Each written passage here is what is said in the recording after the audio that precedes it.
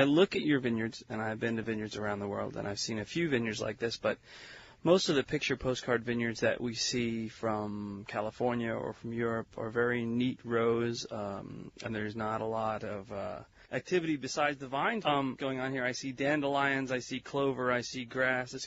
Have you guys not been paying attention? What's going on? Well, the first thing that you have to do when you're walking through an organic vineyard is to literally change your paradigm of thought as to what is beauty in a vineyard. The first thing that we began to do when we changed into an organic soil practice here was to treat our vineyard as if it was a meadow and also perhaps even a forest. Since we have a permanent crop here, grapevines are not torn out and planted every year. This is a permanent crop. You have to think of your farm as if it was a forest or a meadow. Forests and meadows don't need to have any fertilizer applied to them. You don't need to go in and plow a meadow and such in order to aerate the soil. They're self-sustaining natural habitat that can feed itself through its soil food network.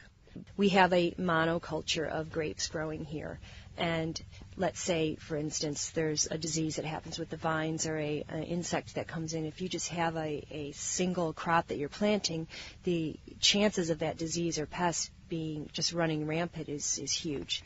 So if we can keep some type of biodiversity on the floor of the vineyard, we're providing a wildlife habitat for other animals to come in and habitate the vineyard and eat the clover and do natural composting for us, let's put it that way. It also allows for the different plants to add their own nutrients back into the soil when we mow them. And we also provide a beneficial bug habitat where the good bugs will eat the bad bugs. Work with Mother Nature. Trust that what you're doing is aiding in a natural ecosystem that Mother Nature has developed over centuries and centuries and eons, and try and work within that instead of working against her. All of these things are important to the planet and sort of fit with my philosophy of how to do right by the planet. But do they make better wine? Well, I believe that it does. And you have to go with your gut, and you need to go with your heart. And I think that we've proven that here at Shinn Estate Vineyards. We have quite a different way of farming than most vineyards out here on the East Coast. And our wines have proven themselves over and over again. First of all, it's a wonderful experience to be able to go and visit it and see what she's talking about and be in that vineyard and walk through the meadow that is under their vineyard.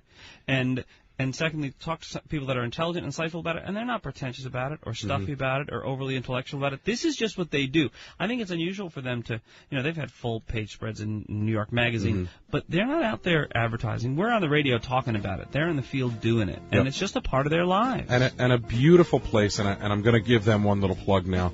Shinn Vineyards, the wines are really terrific. The place itself is just extraordinarily beautiful. Great place to go and relax and get away from it all. By the way, the number of rooms? 3 guest rooms. By the way. 3.